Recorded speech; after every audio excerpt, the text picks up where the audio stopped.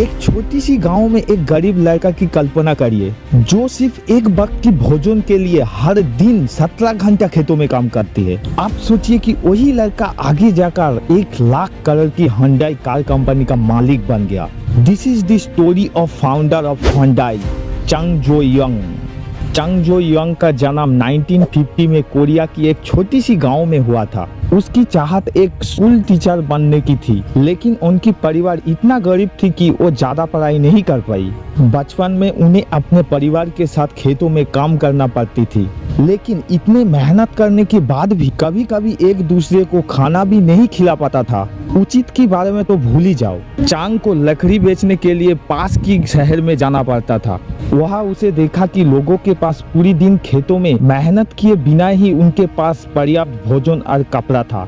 ये सब देखकर चांग वास्तव में दुखी और निराश हो गया। वो अपने लिए बेहतर जीवन चाहता था। एक दिन उसने अखबार में पढ़ा कि पास की एक शहर में एक बड़ी कंस्ट्रक्शन साइट पर मजदूर की जरूरत है। इस खबर ने उन्हें कुछ करने के लिए प्रेरित किया और 1932 में 16 साल की उम्र में चांग ने एक आश्चर्यजनक निर्णय लिया। वो शहर भागने वाला था। एक रात चांग ने चुपचाप अपनी दोस्तों के साथ शहर के लिए निकल गया। करीब 160 किलोमीटर पैदल चलने के बाद वो कोवन शहर पहुंचा और कंस्ट्रक्शन लेबर की काम करने लगी। मामूली वेतन के लिए एक कठिन काम था, लेकिन चांग खुश था क्योंकि वो अपने जीवन में पहली बार इंडिपेंडेंट रूप से कमाने में सक्षम था। करीब 2 महीने तक जिंदगी ऐसे ही चलती रही जब तक वो पकड़ा नहीं गया। चांग की पिता ने उसे ढूंढ लिया और उसे खेतों में वापस आना पड़ा। उसका परिवार उसे वापस पाकर खुश था, लेकिन चांग नहीं था। इस 2 महीनों ने चांग में कंस्ट्रक्शन और सिविल इंजीनियरिंग के प्रति जुनून जगा दिया। साथ ही वो ये भी जानता था कि खेतों में काम करके वो कभी भी गरीबी को मार नहीं दे सकता। इसीलिए उसने और भी 2 बार भागने की कोशिश किया, लेकिन हर बार उसका पिता ने उसको ढूंढ लिया।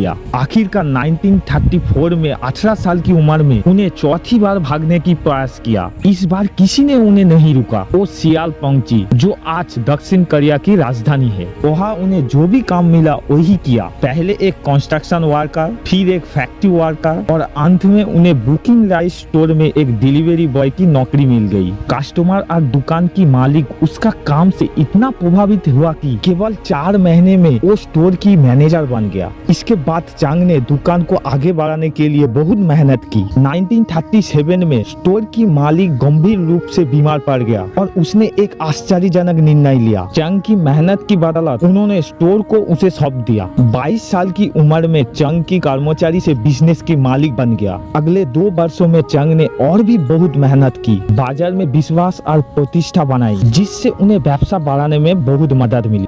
सब कुछ ठीक चल रहा था, लेकिन तभी अचमका एक दुखद घटना घटी। ये द्वितीय विश्व युद्ध का युग था और जापान ने कोरिया पर शासन किया था। जापान युद्ध के दौरान अपनी सैनिक के लिए पर्याप्त चावल की आपूर्ति चाहता था और उसने चांग की चावल की दुकान सहित कोरिया की सभी चावल की दुकान पर कब्जा कर लिया। उसकी सारी मेहनत एक ही बार में नष्ट हो गया। चांग ने बहुत दुखी हुआ, लेकिन उसने हार नहीं मानी। अगर मैंने जो भी काम कर रहा हूँ उसमें अपनी दिल और आस्था ईमानदारी से लगाऊं तो मैं निश्चित रूप से सफल होंगे। इसी सोच के साथ उन्होंने एक ऐसी बिजनेस की तलाश शुरू की जिस पर जापानी सरकार की नियंत्रण ना हो। जल्दी ही उन्होंने कार मरम्मत बिजनेस पर ध्यान केंद्रित करने शुरू कर दी। 1940 में उन्होंने 3000 वॉन की ऋण लिया और एक सर्विस गैरेज खोला, लेकिन इस बार भी इतना दुर्भाग्यशाली रहा कि गैरेज खोलने की 1 महीने के बाद ही जल गया और सब कुछ जलकर राख हो गया। चांग का स्थिति बहुत खराब थी। उसे अपनी ऋण चुकाना था और अपने ग्राहकों की नुकसान की भरपाई करना था। ऐसी स्थिति में एक सामान्य से व्यक्ति आसानी से हार मान सकता है, लेकिन हमेशा की तरह चांग को सबसे पहले एक समस्या की सामना करना पड़ा। उन्होंने 350 वॉन का और एक ऋण लिया और एक और भी बेहतर गैरेज बनाया। चांग ने महसूस किया कि ग्राहकों के लिए सबसे बड़ी समस्या उनकी कारों की मरम्मत में लगने वाली लंबा समय था। इसीलिए उन्होंने गति को अपना मुख्य फोकस बनाया। जहां उसकी कॉम्पिटिटर को एक निश्चित मरम्मत के लिए 20 दिन लगता था, चांग की गैरेज ने 5 दिनों में पूरा कर देता था। उनकी गैरेज इतना सफल रहा कि अगले 3 वर्षों में यानी 1943 तक उनकी कर्मचारी का संख्या 80 कर्मचारी तक बढ़ गया। इस समय तक चांग ने सारी ऋण चुका दिया था और अपने परिवार को सियाल में बसा लिया था। कारोबार तेजी से बढ़ रहा था, लेकिन तभी एक और आफत आ गई। सेकेंड वर्ल्ड वॉर के लिए जापान को युद्ध सामग्री उपकरण बनाने की आवश्यकता थी, इसीलिए जापान ने उनका गैरेज को ओनरशिप ले लिया और उसे एक स्थानीय इस्पात प्लांट के साथ भिलाई कर दिया। एक बार फिर उसने उसका बिजनेस छीन लिया गया। चंग एक स्थान पर वापस आ गया था। उन्होंने अपने परिवार के साथ अपने गांव में लौटने के लिए मजबूर होना पड़ा, लेकिन इस बार उसने 50,000 युआन बचाया था और उन्हें विश्वास था कि वो और एक बिजनेस स्थापित करेगा। सेकेंड वर्ल्ड वॉर की समाप्ति के साथ ही कोरिया में जापान की शासन का भी समाप्त हो गया। कोरिया की उत्तरी एरिया पर सोवियत संघ का प्रभाव था और दक्षिण एरिया पर अमेरिका का। इन दोनों ने सेकेंड वर्ल्ड वॉर में जापान के विरुद्ध युद्ध लड़ा था, इसीलिए कोरिया उत्तर और दक्षिण कोरिया की बीच विभाजन हो गया। चंग 1946 में सियाल वापस आ गया और अपने कार मरम्मत बिजनेस फिर से शुरू किया। धंधा तो पुराना था, लेकिन इस बार नाम अलग था, हुंडई ऑटो सर्विस। हुंडई के मतलब आधुनिक होता है। कार मरम्मत की व्यवसाय अच्छा चल रहा था और तभी चंग ने देखा कि अमेरिका अपनी सैनिक वालों के लिए इमारत की निर्माण कर रहा था। उन्होंने निर्माण व्यवसाय में एक बड़ा अवसर देखा। उन्हें निर्माण की अधिक अनुभव नहीं था, लेकिन उनमें अभी भी निर्माण के प्रति वही जुनून था जो अतीत में एक मजदूर के रूप में काम करने के बाद से उनमें था। इसलिए 1947 में 31 साल की उम्र में उन्होंने हुंडई सिविल वर्क कंपनी बनाई और निर्माण व्यवसाय में प्रवेश किया। शुरू में तो उन्हें कई छोटे छोटे प्रोजेक्ट मिली,